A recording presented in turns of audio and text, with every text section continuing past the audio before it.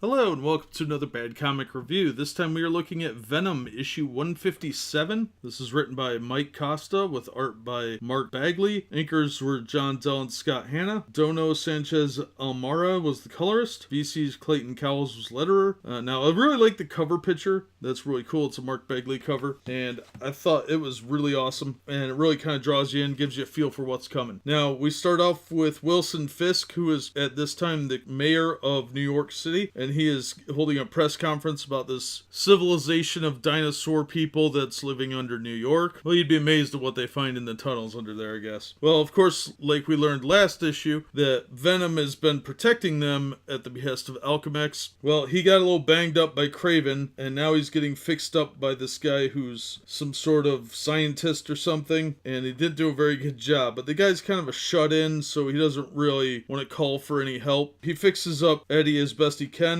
and that's when they learn that the mayor and the commissioner have hired Sergei Kravinoff to be the lead on hunting down these dino people. Now, when you're hiring Kraven the Hunter, your political career should pretty much be over. But Kraven is a respected businessman, and he has donated lots of money to preservation of the natural world, etc., etc. But everybody in the superhero community knows exactly what he is. So Venom sets off to find out what's going on. There is a subplot about a guy named Lee Price who apparently had the Venom costume for a while before Eddie Brock got it back, and I don't really know what that's about, so I didn't pay too close of attention. I know it relates to some storyline they did after that, but I only have this 3-issue arc. So anyway, Venom goes around disassembling the traps that were set. He even impersonates a police officer, and he's trying not to hurt the cops because they're considered innocent. He manages to sneak up on Kraven and grab him, but Kraven brought backup in the way of someone named Shriek. I think you could guess her powers. They're sonic based, and unfortunately when she blasts Venom, it also crushes some support walls in the sewer system and brings down a big section of city on top of Venom, and that leaves Kraven open to going hunting. And Eddie's in big trouble. He's got a broken leg, he's got some bruised and broken ribs, he's a mess, and he's past due for the injections that kind of keep the psychosis of the symbiote away. So he's in some serious trouble, and he's worried about going into this like blinding rage that they call the Red Fury,